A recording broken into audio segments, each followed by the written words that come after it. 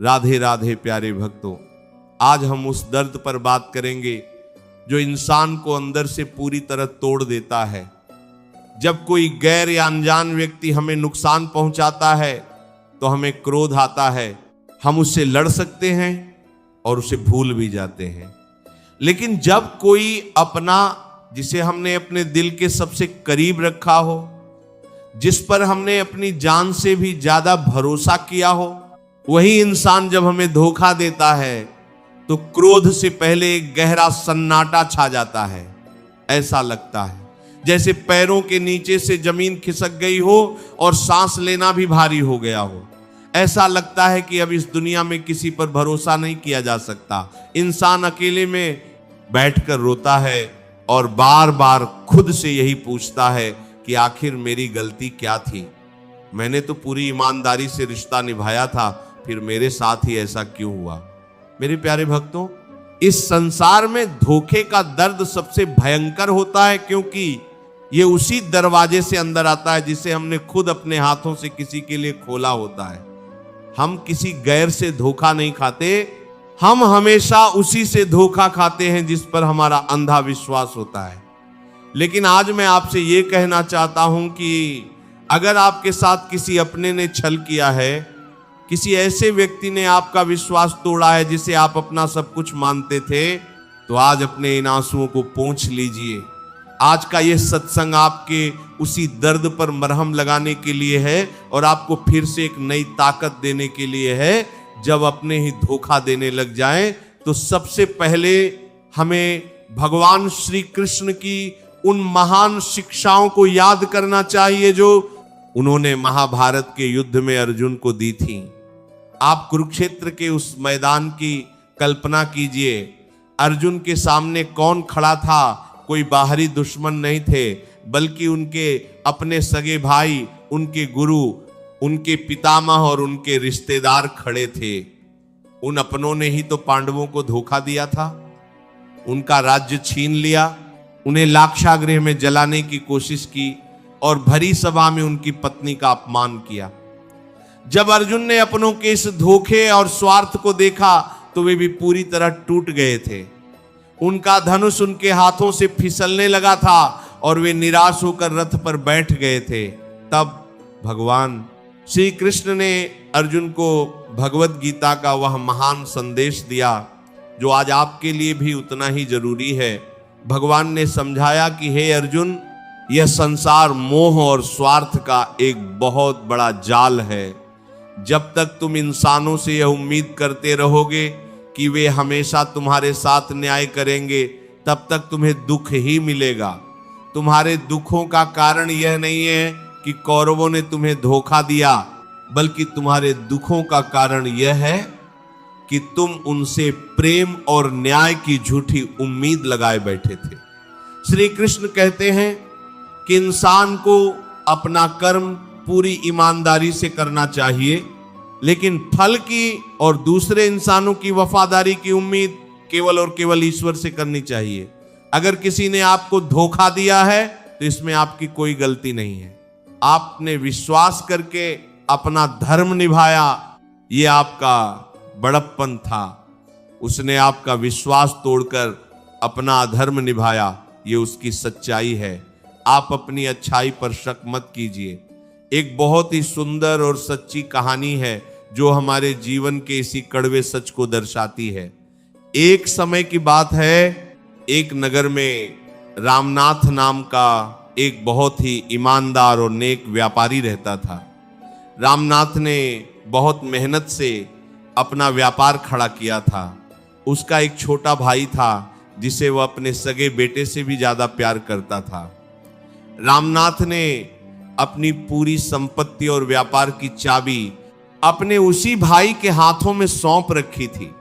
उसे लगता था कि दुनिया चाहे पलट जाए, लेकिन उसका भाई कभी उसके साथ छल नहीं कर सकता।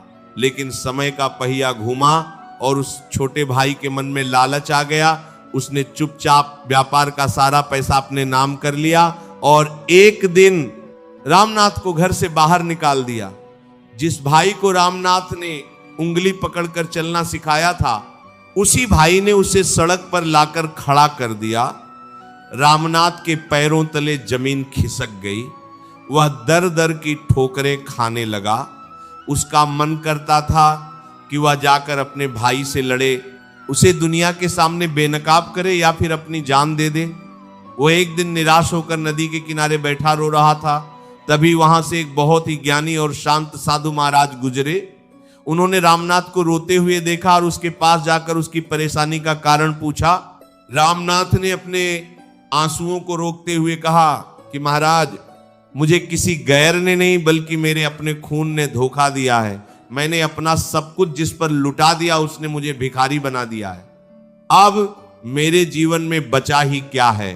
साधु महाराज बहुत शांति से मुस्कुराए और बोले कि बेटा, जो हुआ वह निश्चित ही बहुत बुरा हुआ, लेकिन जरा सोचो, ईश्वर ने तुम्हारे जीवन से एक बहुत बड़े धोखेबाज को बाहर निकाल दिया है।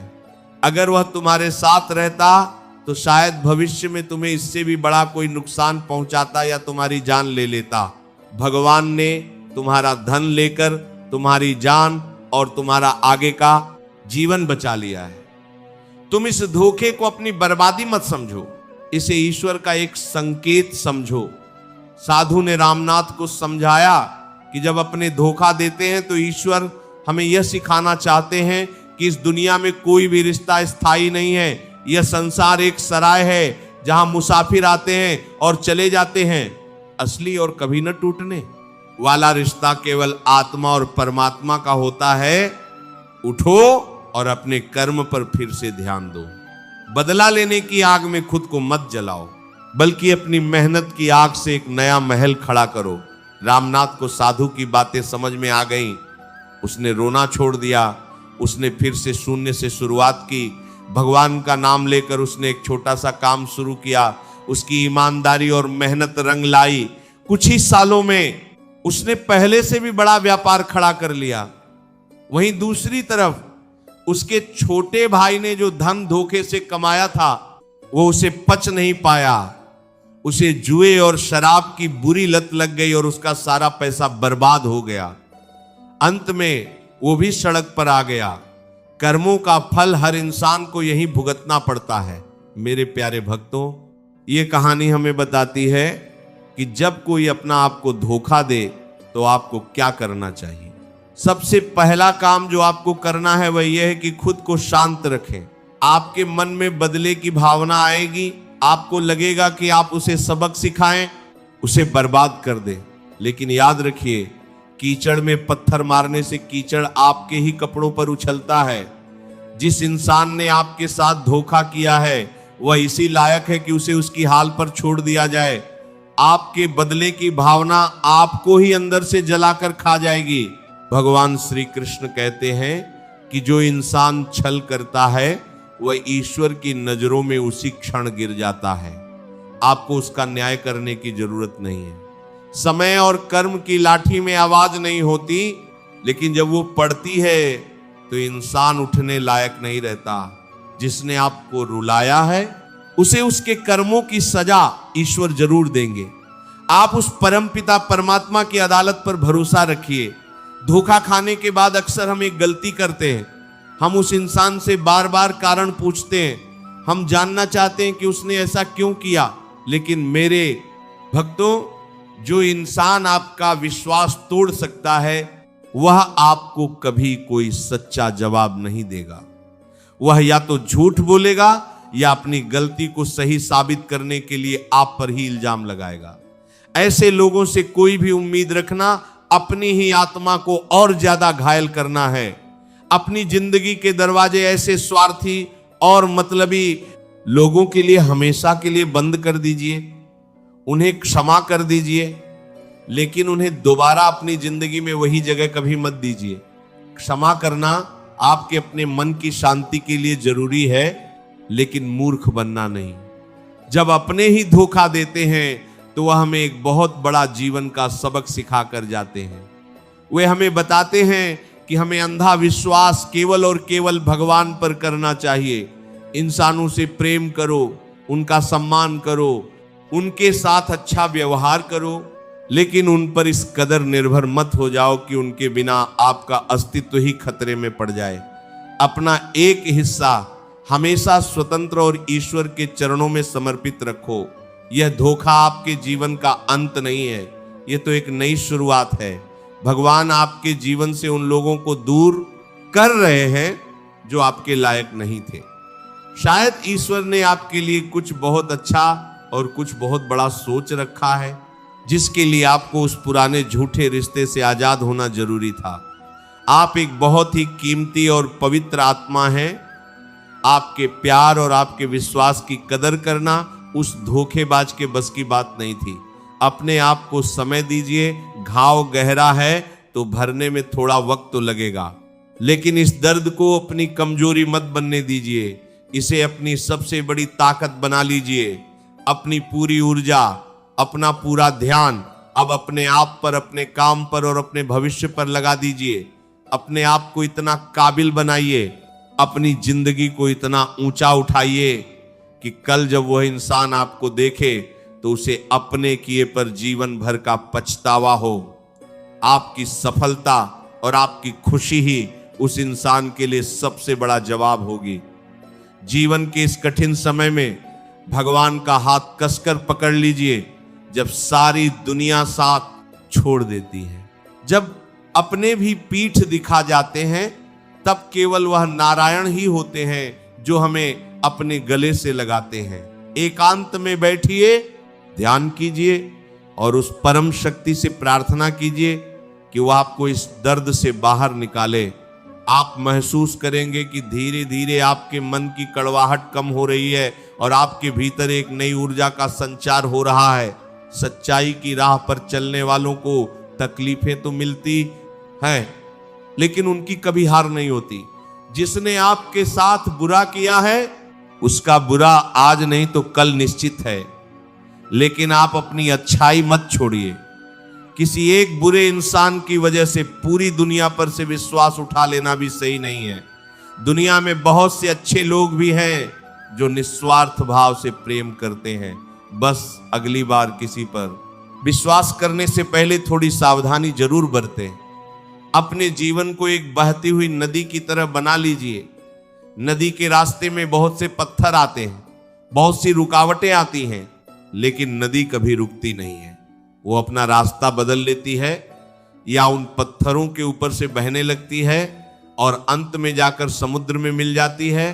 आपको भी उन धोखेबाजों को एक पत्थर समझकर पीछे छोड़ देना है और अपने लक्ष्य की तरफ आगे बढ़ते रहना है। धैर्य रखिए, ये बुरा वक्त भी बहुत जल्द बीत जाएगा। रात चाहे कितनी भी काली और लंबी क्यों ना हो, सुबह का सूरज जरूर निकलता है। आपके जीवन में भी खुशियों का सवेरा जरूर होगा। बस अपने चेहरे की मुस्कान को उस धोखेबाज की वजह से हमेशा के लिए मत छीनने दीजिए। आप खुश रहने के लिए पैदा हुए हैं। उठिए, अपने आंसुओं को पोंछिए और एक नए विश्वास के साथ अपने जीवन की नई शुरुआत कीजिए। आपका ईश्वर हर कदम पर आपके साथ है। अगर ये वीडियो आपको अच्छा लगा हो तो वीडियो को लाइक करके चैनल को सब्सक्राइब जरूर करें और कमेंट में राधे राधे जरूर लिखें। ये वीडियो अपने दोस्तों परिवारजनों के साथ शेयर जरूर करें। मिलते हैं किसी और वीडियो में, तब तक के लिए राधे राधे, जय श्री कृष्ण।